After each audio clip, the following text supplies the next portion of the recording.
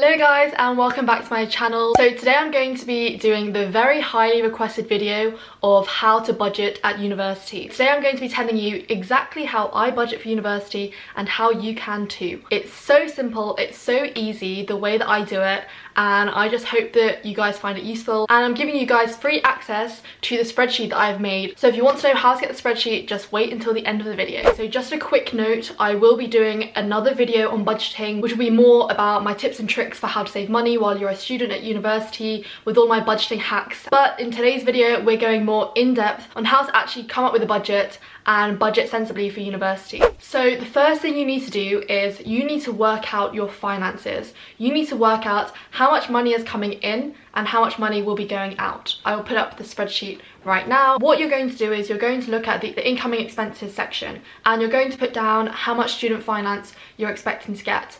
Now, if you haven't done your student finance, what are you waiting for? It's the end of August. You should have done it by now if you're getting any student finance, which the vast majority of you watching this will be. I'm going to go with the rough ballpark figure of £6,000 from student finance. Now, I know student finance does obviously depend on your household income, but let's just roll with it. Let's just say student finance is £6,000.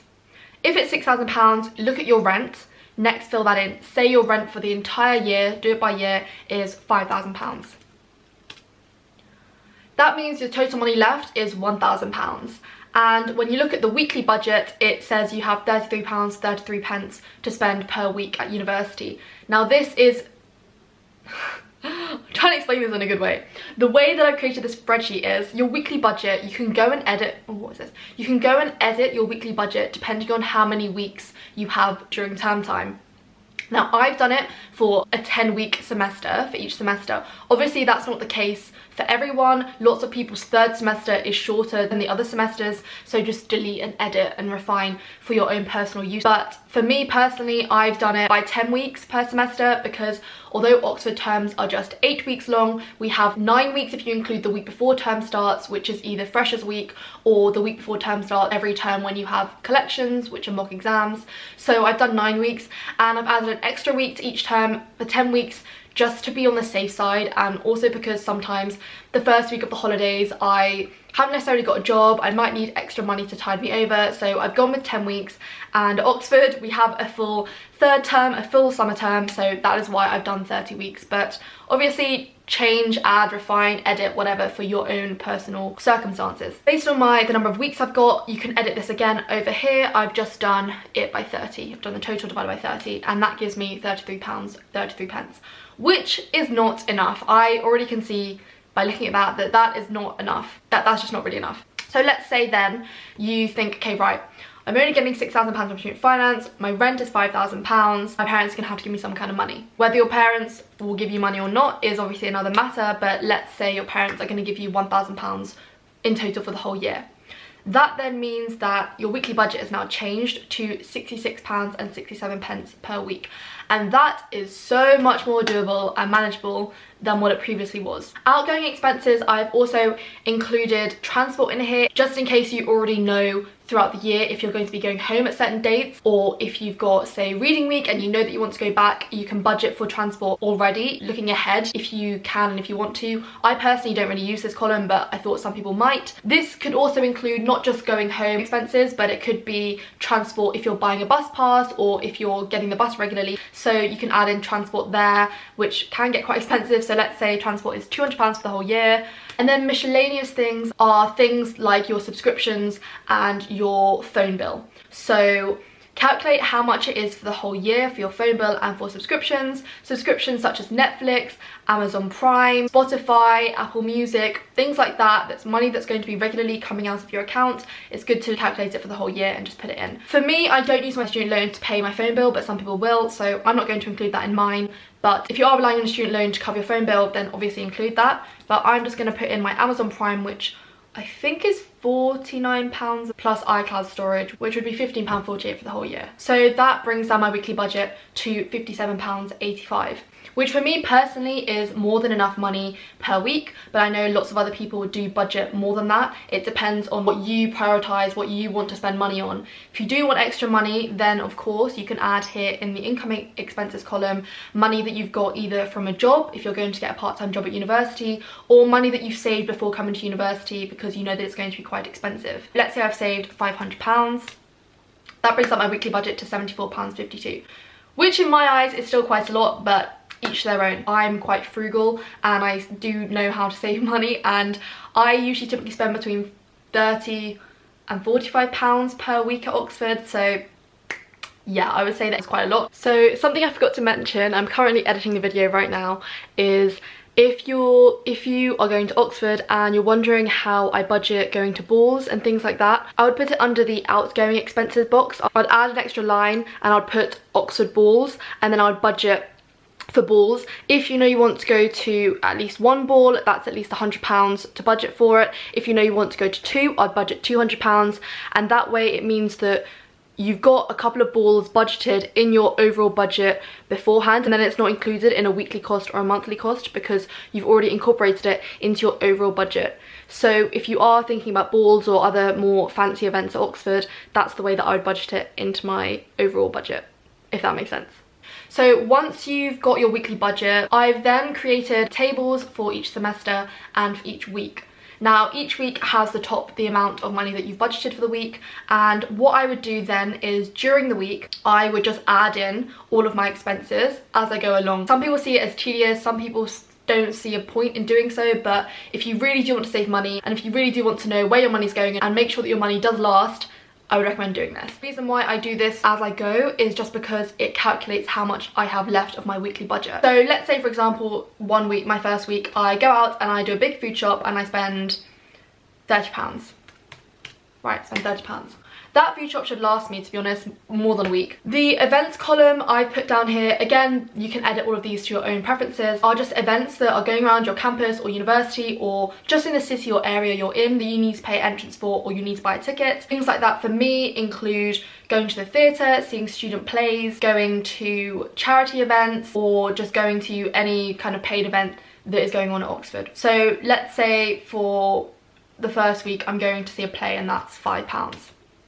Going out expenses is obviously self-explanatory. That's on club tickets for entrance, and then on prees or drinks or whatever else I want to buy. Also on cabs going home or a bus home or an Uber. To be honest with you, going out, I would usually try and have a budget in mind before I even put this onto the spreadsheet, because going out, if you just do it as you go along, it can add up a lot. So in my mind, I would already have a kind of set budget for that. For me, to be honest, I only budget about maximum £10 every time I go out, and to be honest, I'm a granny now, so I rarely go out, but I budget around £10. That includes entrance fee, which is about £5 to £6, and then £5 on prees. Prees I'm invested in will usually last me more than one night going out, so yeah, I do try and budget as little as possible for going out, and I do rely on prees. I rarely buy drinks in the club. So let's say going out, you've got £10.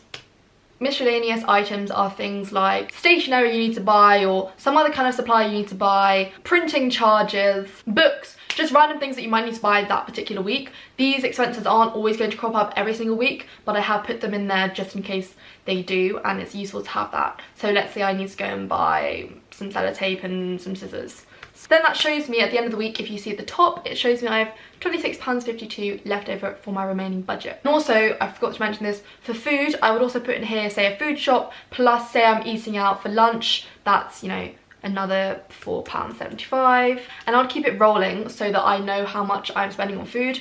And also this is really good just because you can then look back at the spreadsheet and see where exactly your money is going. And for most people it might be on events and going out. That's okay if that's what you want to spend your money on. But yeah, I just find that this is really helpful. It's really quite simple and it's easy as long as you are putting in the figures and putting in the numbers on the spreadsheet, because that can just easily tell you how much money you have left. Another thing I forgot to add is, obviously if I'm only spending between £35 and £40 per week, and say the budget that I've set for myself is a lot higher than that, that is the money that I'm saving to travel or to eat out more or to just put away in my savings. So it's always best to try and save as much money as possible, because even if you're under budget, that means you can save that money to go and do other things. And that is how I afford to travel and have money for other things as well, because I'm not spending so much at university. This might not be the best spreadsheet that you've ever seen for university, but it's roughly what I use and what I found has worked for me. Obviously, people might have issues with the spreadsheet I've just shown you, but I'm just trying to help you guys out, so I hope you appreciate it. You can of course edit this as much as you want. This is just a basic guideline and frame of what I use. You might already have in your mind what your weekly budget will be, how much you think things will cost, and what you prioritize. In my personal experience, I will tell you roughly exactly what I spend money on. Literally just had a look at my own spreadsheet that I had for 3rd year, and majority of the time I was spending £40 a week. Yeah, £40 or less per week, to be honest. Yeah, consistently £35 to £40 per week. And that was more than enough for me. And that was when I was cooking for myself and living out in a house. Things can be slightly cheaper. For example, at Oxford, if you're living in college and you have already paid for your food, which is included with your accommodation cost, as is the case at New College, things will then be slightly cheaper. Generally, that's what I can get away with at Oxford. I know London can be more expensive, but again, it's how much you want to spend on going out and eating out, because those are the two big expenses I would say for university. Another thing I do want to say in this particular video is that the first term of university is always going to be the most expensive term that you will have, especially if you're a fresher. Listen to this, freshers. When I first started at university, the first term of my first year was the most expensive term I think I've ever had at university so far. This is because you have Freshers Week, you're spending a lot on tickets and going out. It's just really expensive because you've got all these new things you need to buy as well for university, all of these events going on, there's just a lot of things going on, so do bear that in mind when you're budgeting. So maybe if you're going to use mine, edit it a bit so you know that you're putting more money towards your first term. Or even putting extra money towards your Freshers Week, because that's going to be an expensive week and you don't necessarily want money to be a hindrance in your first week, because it could change your experience. You can change how much you're allocating to each week or each semester. Definitely do that, definitely consider doing that. Yeah, my budgeting tips video will be coming at some point in the next 2 weeks, and that's where I will give you my top tips, my advice, and my student hacks for saving money. I think I have quite a few, especially a lot of information on how you can get a lot of free things as a student. So be sure to hit that subscribe button and click the bell to be notified if you don't want to miss out on a video that's going to give you some really good tips. I hope you found this video useful. I hope you found the spreadsheet useful in some kind of way. If you have any other questions, please do leave them in the comment section below and I will try and answer as many as possible. And if you do want a copy of this spreadsheet, I'll leave the link in the description box below to join the family and subscribe to my newsletter, where as soon as you sign up, you'll receive an email in your inbox with a link to this spreadsheet. Thank you guys so much for watching, and I hope to see you in my next video. Bye!